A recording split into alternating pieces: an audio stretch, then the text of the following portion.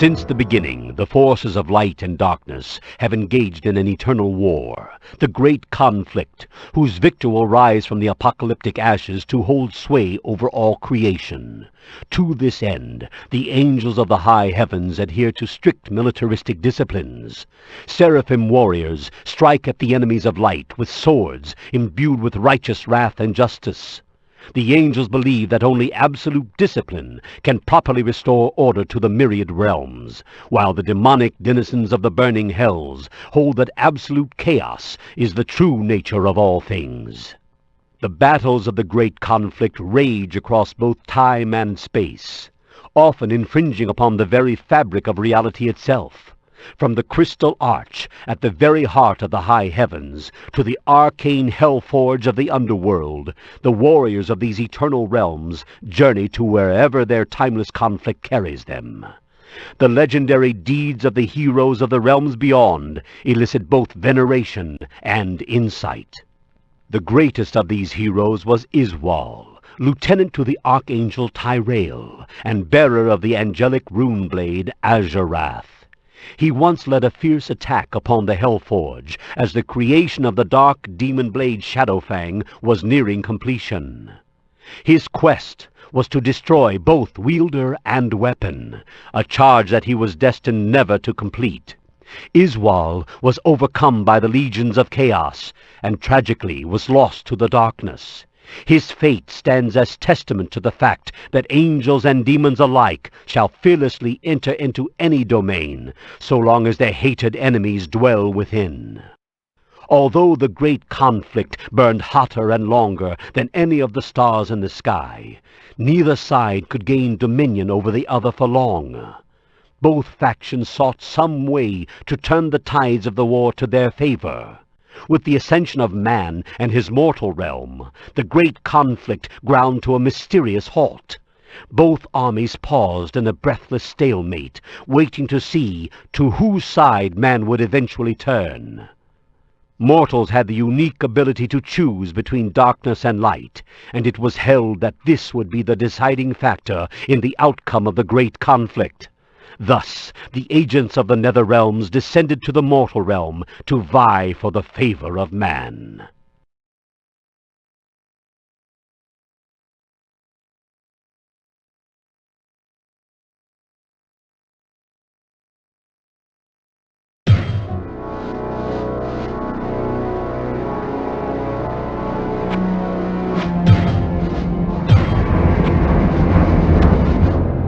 The coming of the great conflict to the mortal realm is known as the Sin War.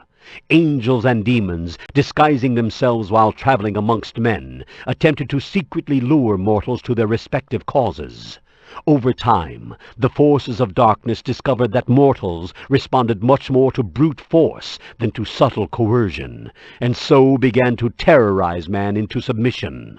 The angels fought to defend humanity against this demonic oppression, but all too often their austere methods and severe punishments succeeded only in alienating those whom they sought to protect. The violent battles of the Sin War occurred often, but they were seldom witnessed by the prying eyes of man. Only a few enlightened souls were aware of the supernatural beings that walked amongst the huddled masses of humanity.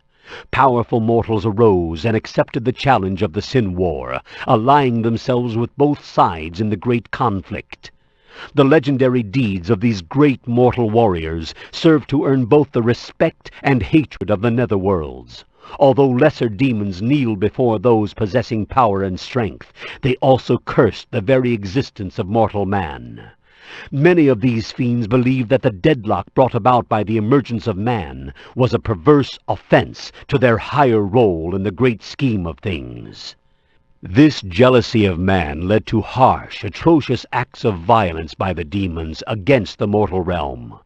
Some men learned of this deep hatred and used it against the denizens of the underworld. One such mortal, Horazan the Summoner, delighted in summoning demons and then breaking them to his will. Horazan, along with his brother Bartuk, were members of the Eastern Mage clan, known as the Vizirai. This mystic clan studied the ways of demons and had catalogued their lore for generations. Empowered by this knowledge, Horazan was able to take the work of the Viserai and pervert it for his demented purposes. The denizens of hell sought revenge against this bold mortal, but Horazan managed to keep himself well protected within his arcane sanctuary. Bartok, the brother of Horazan, was eventually lured to the side of darkness. He was granted exceptional strength and longevity, and fought alongside the legions of hell against the cursed Viserai, and eventually his own brother during the Sin War. Although Bartok was renowned amongst the warriors of many realms, his dominance in battle came with a terrible price. An insatiable lust for mortal blood pervaded his every thought and deed. Bartok soon became as fond of bathing in the blood of his enemies as he did of shedding it, and in time he came to be known only as the Warlord of Blood.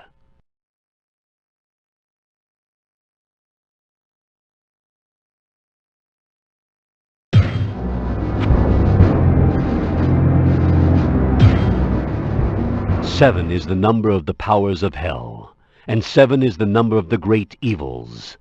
Duriel, the Lord of Pain.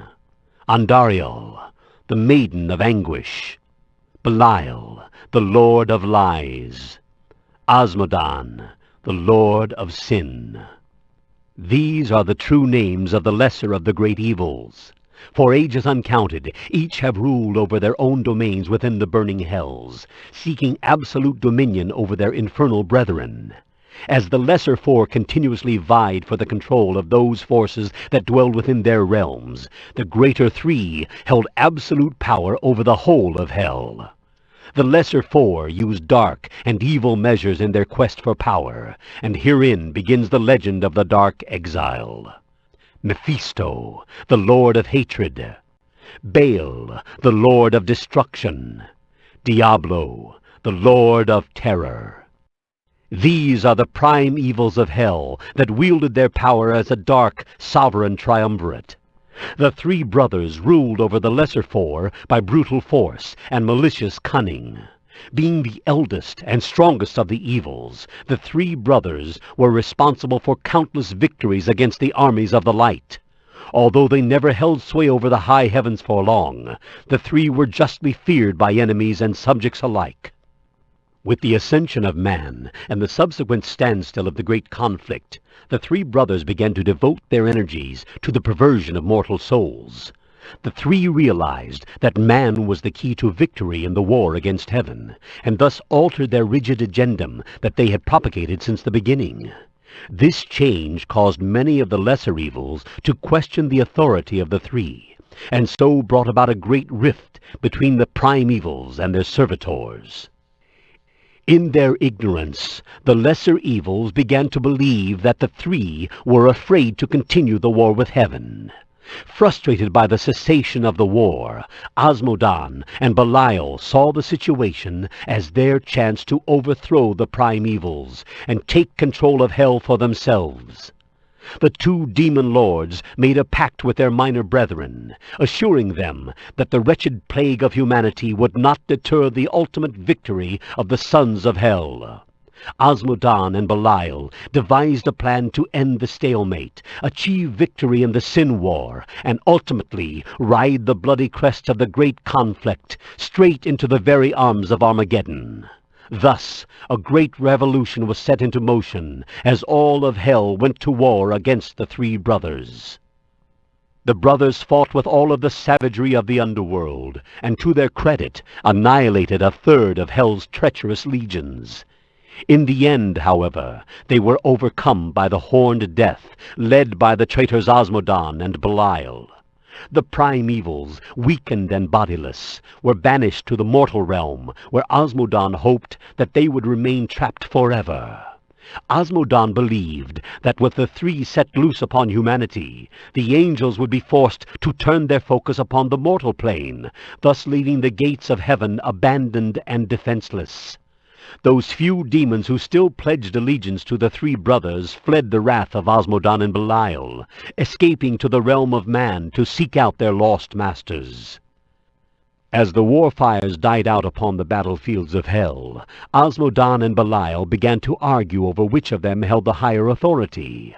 The pact that they had made quickly fell to ashes as the two demon lords took up arms against each other. The legions of hell that remained were polarized behind either warlord, launching themselves into a bloody civil war that has lasted to this day.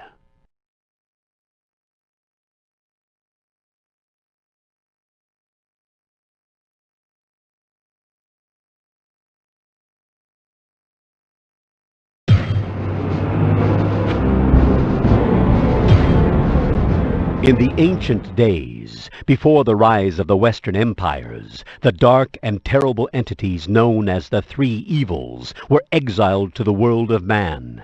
These eternal entities wandered throughout the waking world and fed upon the lusts of men, leaving chaos and attrition in their wake. The evils turned father against son and prompted many great nations into brutal and petty wars. Their exile from hell left them with an insatiable hunger to bring suffering and pain to all those who would not kneel before them. And so the three brothers ravaged the lands of the Far East for countless centuries.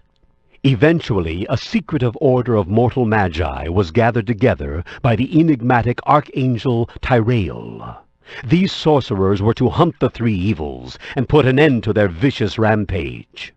The order, known as the Horadrim, consisted of wizards from the diverse and numerous mage clans of the East. Employing disparate magical practices and disciplines, this unlikely brotherhood succeeded in capturing two of the brothers within powerful artifacts called soul stones. Mephisto and Baal, trapped within the swirling spiritual constraints of the soul stones, were then buried beneath the dunes of the desolate eastern sands. The powers of hatred and wanton destruction seemed to diminish in the east as a nervous peace began to settle over the land. Yet for many decades the Horadrim continued their grim search for the third brother, Diablo. They knew that if the Lord of Terror was left untamed, there could never be any lasting peace within the realm of humanity. The Horadrim followed in the wake of terror and anarchy that spread throughout the western lands. After a great battle which claimed the lives of many brave souls, the Lord of Terror was captured and imprisoned within the last of the Soul Stones by a group of Horadrim monks led by the initiate Jared Kane. These monks carried the cursed stone to the land of Khanduras and buried it within a secluded cave near the river Talsand. Above this cave, the Horadrim constructed a great monastery from which they could continue to safeguard the soul stone. As ages passed, the Horadrim constructed a network of catacombs beneath the monastery to house the earthly remains of the martyrs of their order. Generations passed in Khanduras, and the numbers of the Horadrim slowly dwindled. With no quests left to undertake, and too few sons to sustain their guardianship, the once powerful order faded into obscurity. Eventually, the great monastery that they had built fell to ruins as well. Although villages grew and thrived around the shell of the old monastery, no one knew of the dark, secret passageways that stretched into the cold earth beneath it. None could have dreamed of the burning red gem that pulsed within the labyrinth's heart.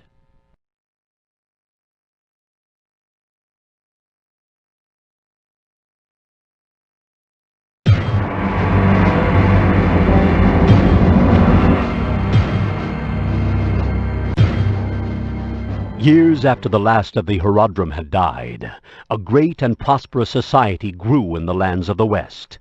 As time wore on, many Eastern pilgrims settled in the lands surrounding Khanduras, and soon established small, self-contained kingdoms. A few of these kingdoms bickered with Khanduras over holdings of property or routes of trade. These squabbles did little to upset the lasting peace of the West, and the great northern kingdom of Westmarch proved to be a strong ally of Khanduras, as the two lands steadily engaged in ventures of barter and commerce. During this time, a bold new religion of the light, known as Zakarum, began to spread throughout the kingdom of Westmarch and into many of its northern principalities. Zakharum, founded in the Far East, implored followers to enter into the light and forsake the darkness that lurked within their souls. The people of Westmarch adopted the statutes of Zakharum as their sacred mission in the world. Westmarch began to turn towards its neighbors, expecting them to embrace this new beginning as well. Tensions rose between the kingdoms of Westmarch and Khanduras, as the priests of Zakharum began to preach their foreign dogma, whether they were welcomed or not. It was then that the great northern lord Leoric came unto the lands of Khanduras, and in the name of Zakharum declared himself king. Leoric was a deeply religious man, and had brought many knights and priests with him that comprised his Order of the Light. Leoric and his trusted adviser, the Archbishop Lazarus, made their way to the city of Tristram. Leoric appropriated the ancient, decrepit monastery on the outskirts of town for his seat of power, and renovated it to match its time-lost glory. Although the free people of Khanduras were not pleased with being placed under the sudden rule of a foreign king, Leoric served them with justice and might. Eventually, the people of Khanduras grew to respect the kind Leoric, sensing that he sought only to guide and protect them against the oppression of darkness.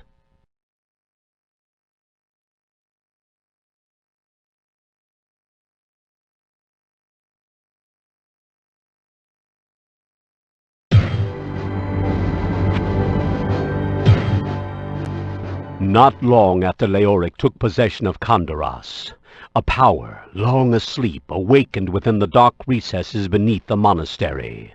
Sensing that freedom was within his grasp, Diablo entered the nightmares of the archbishop and lured him into the dark subterranean labyrinth. In his terror, Lazarus raced throughout the abandoned hallways until he at last came to the chamber of the burning soul stone. No longer in command of his body or spirit, he raised the stone above his head and uttered words long forgotten in the realm of mortals. His will destroyed, Lazarus shattered the soul stone upon the ground. Diablo once again came into the world of man. Although he was released from his imprisonment within the soul stone, the Lord of Terror was still greatly weakened from his long sleep and required an anchor to the world. Once he had found a mortal form to wear, he could begin to reclaim his vastly depleted power. The great demon weighed the souls residing in the town above, and chose to take the strongest of them, that of King Leoric. For many months King Leoric secretly fought the evil presence that twisted his thoughts and emotions. Sensing that he had been possessed by some unknown evil, Leoric hid his dark secret from his priests, hoping that somehow his own devout righteousness would be enough to exorcise the corruption growing inside him. He was sorely mistaken. Diablo stripped away the core of Leoric's being, burning away all honor and virtue from his soul. Lazarus, too, had fallen under the sway of the demon, keeping close to Leoric at all times. Lazarus worked to conceal the plans of his new master from the Order of Light, hoping that the demon's power would grow, well concealed amongst the servants of Zakharum. The priests of Zakharum and the citizenry of Khanduras recognized the disturbing change within their liege. His once proud and rugged form became distorted and deformed. King Leoric became increasingly deranged and ordered immediate executions of any who dared to question his methods or authority. Leoric began to send his knights to other villages to bully their townspeople into submission. The people of Khanduras, who had once grown to see great honor in their ruler, began to call Leoric the Black King. Driven to the brink of madness by the Lord of Terror, King Leoric slowly alienated his closest friends and advisers. Lochdonan, captain of the Knights of the Order of Light, an honored champion of Zakharum, tried to discern the nature of his king's deteriorating spirit. Yet at every turn the Archbishop Lazarus would waylay Lochdonan and admonish him for questioning the actions of the king. As tensions grew between the two, Lazarus charged Lochdonan with treason against the kingdom. To the priests and knights of Leoric's court, the prospect of Lochdonan committing treason was ridiculous. Lochdonan's motives were honorable and just, and soon many began to question the reason of their once beloved king. Leoric's madness was growing more obvious with each passing day. Sensing that the advisers of the court were becoming increasingly suspicious of foul treachery, Lazarus desperately sought to contain the eroding situation. The archbishop masterfully convinced the delusional Leoric that the kingdom of Westmarch was plotting against him, secretly planning to dethrone him and annex Khanduras into its own lands. Leoric flew into a rage and summoned his advisers to his side. Manipulated by the archbishop, the paranoid king declared a state of war between the kingdoms of Khanduras and Westmarch. Leoric ignored the warnings and admonishments of his advisers, and the royal army of Khanduras was ordered to the north to engage in a war that they did not believe in. Lochdonan was appointed by Lazarus to lead the armies of Khanduras into Westmarch. Although Lochdonan argued against the necessity of the coming conflict, he was honor-bound to uphold the will of his king. Many of the high priests and officials were forced to travel to the north as emissaries on errands of diplomatic urgency as well. The desperate ploy of Lazarus had succeeded in sending many of the king's more troublesome advisers to their certain deaths.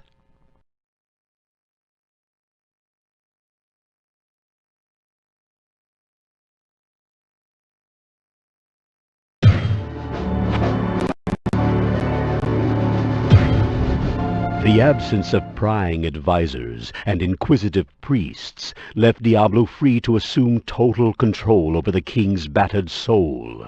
As the Lord of Terror attempted to strengthen his hold upon the maddened king, he found that the lingering spirit of Leoric fought with him still.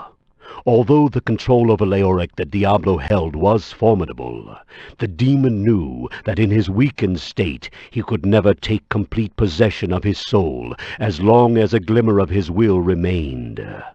The demon lord sought a fresh and innocent host upon which to build his terror. The demon relinquished his control over Leoric, but the king's soul was left corrupted and his mind crazed.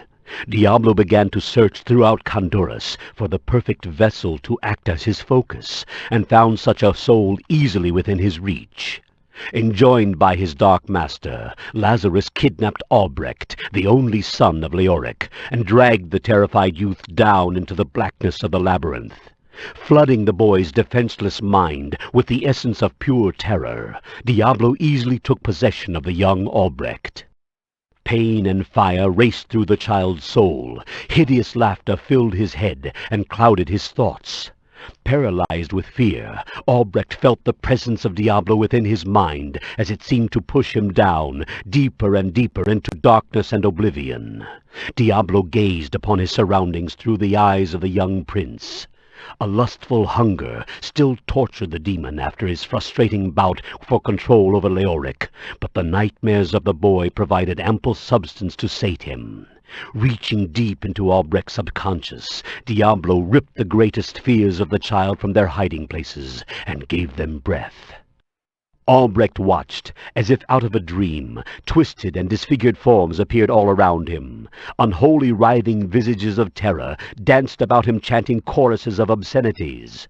All of the monsters that he had ever imagined or believed that he had seen in his life became flesh and were given life before him. Large bodies, comprised of living rock, erupted from the walls and bowed to their dark master. The ancient skeletal corpses of the Horadrim arose from archaic crypts and lumbered off into the red-washed corridors beyond. As the cacophony of madness and nightmares hammered its final blow against Albrecht's shattered spirit, the bloodlusted ghouls and demons of his mind scattered and scrambled maniacally into the lengthening passageways of his waking nightmare. The ancient catacombs of the Horadrim had become a twisted labyrinth of raw, focused terror. Empowered by Diablo's possession of young Albrecht, the creatures of the boy's own imagination had gained corporeal form. So strong was the terror that grew inside of Albrecht that the borders of the mortal realm began to warp and tear. The burning hell began to seep into the world of man and take root within the labyrinth. Beings and occurrences, displaced by time and space and long lost to the history of man, were pulled screaming into the ever-expanding domain. The body of Albrecht, fully possessed by Diablo, began to distort and change. The small boy grew, and his eyes blazed as tendril-like spines ripped through his flesh. Great arched horns erupted from Albrecht's skull, as Diablo altered the form of the child to match that of his demonic body. Deep within the recesses of the labyrinth, a growing power was being harnessed. When the moment was right, Diablo would venture once more into the mortal world and free his captive brothers Mephisto and Baal. The primevals would be reunited, and together they would reclaim their rightful place in hell.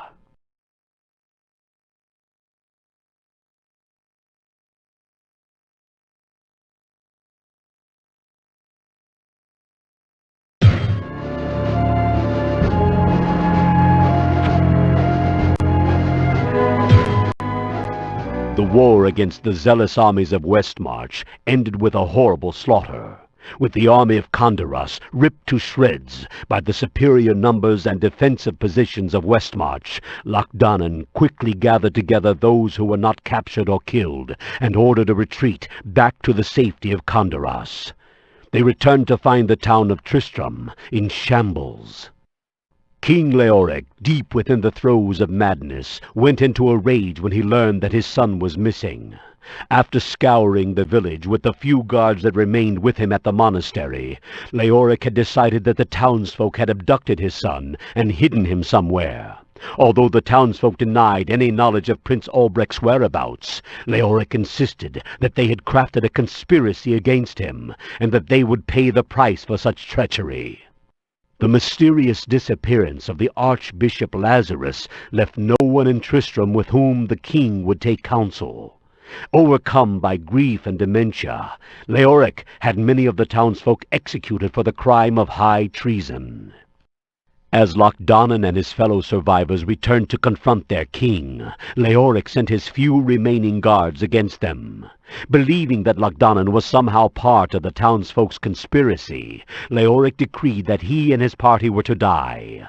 Lochdannen, finally realizing that Leoric was beyond salvation, ordered his men to defend themselves. The ensuing battle carried them down into the very halls of the darkened monastery, bringing a final desecration to the once holy sanctum of the Horadrim. Lochdannen won a bittersweet victory, as his men were forced to kill all of Leoric's deceived protectors. They cornered the ravenous king within his own sanctuary, and begged him to explain the atrocities he had committed. Leoric only spat at them, and cursed them for traitors against both his crown and the light. Lochdannen walked slowly towards his king, and sorrowfully drew his sword. Full of grief and rage, all honor having been cast to the winds, Lochdannen ran his blade through Leoric's shriveled, blackened heart. The once noble king screamed an unearthly death cry, and as his madness finally overtook him, he brought down a curse upon those who had so betrayed him. Calling upon the forces of darkness that he had spent his entire life combating, Leoric condemned Lochdannen and the others to eternal damnation. In that last fleeting moment within the heart of the monastery, all that was ever virtuous or honorable about the stewards of Khanduras was shattered forever.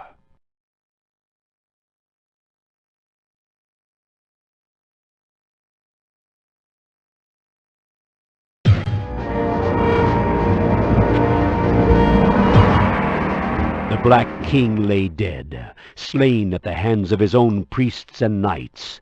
The young Prince Albrecht was still missing, and the proud defenders of Khanduras were no more. The people of Tristram looked about their lifeless town and were greatly dismayed.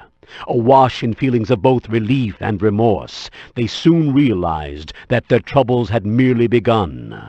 Strange, eerie lights appeared in the darkened windows of the monastery. Misshapen, leathery-skinned creatures were seen venturing forth from the shadows of the church. Horrible, wounded cries seemed to linger on the wind, emanating from deep underground. It became apparent that something quite unnatural had infested the once holy site.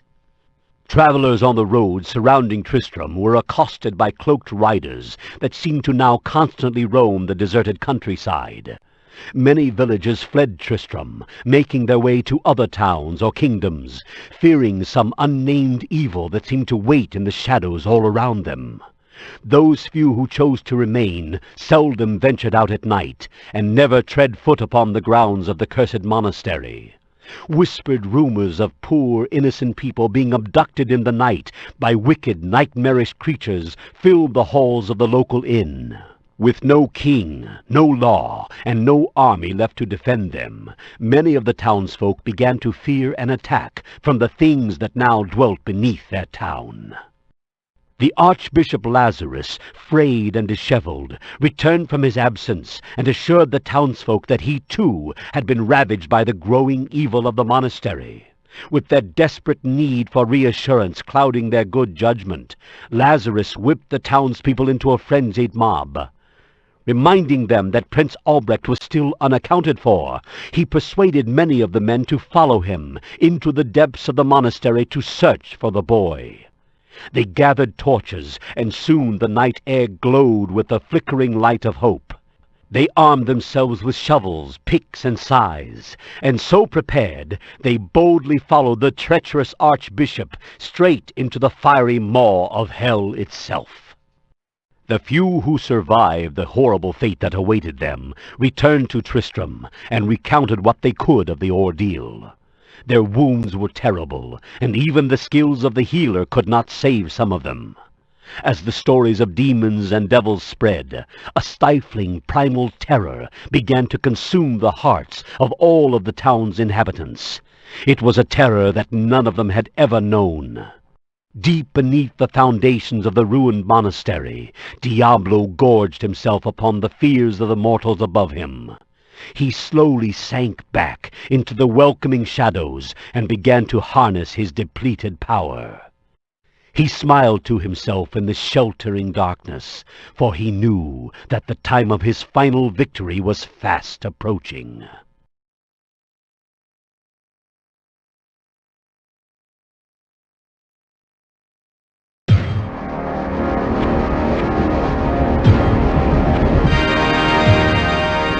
It was long ago that the enigmatic Archangel Tyrael bestowed upon us the secrets of the mysterious Soul Stones.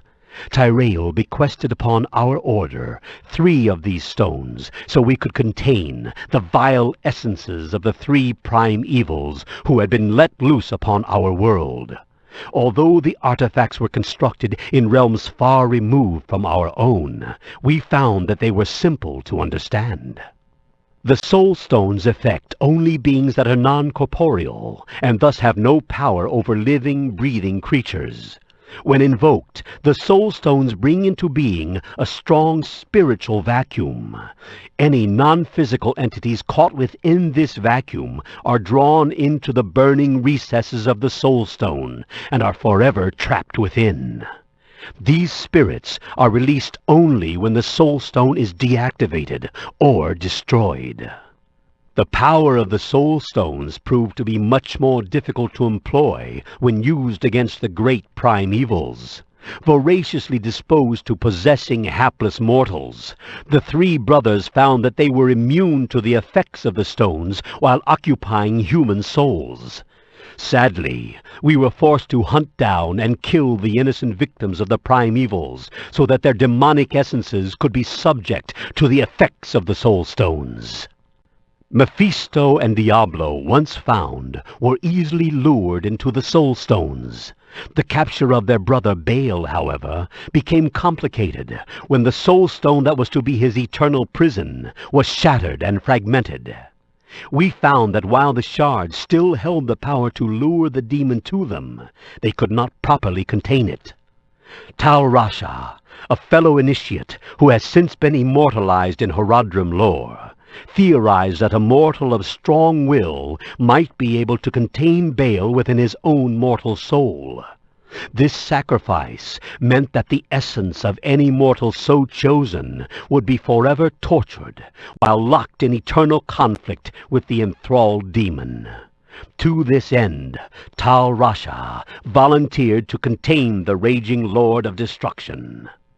Piercing his breast with a shard of the Soul Stone, Tal Rasha took within himself the essence of Baal, the Lord of Destruction. The initiate's body was shackled, chained, and buried deep within a tomb under the desert. The sacrifice of Tal Rasha has kept Baal imprisoned for many years now, and although the demon was imprisoned without the use of a whole soul stone, we believe that our victory may be a hollow one. Should Tal Rasha ever escape, he would have the formidable powers of Baal added to his own. By ridding the world of this present evil, we may have created a nightmare worse than that which we first sought to contain.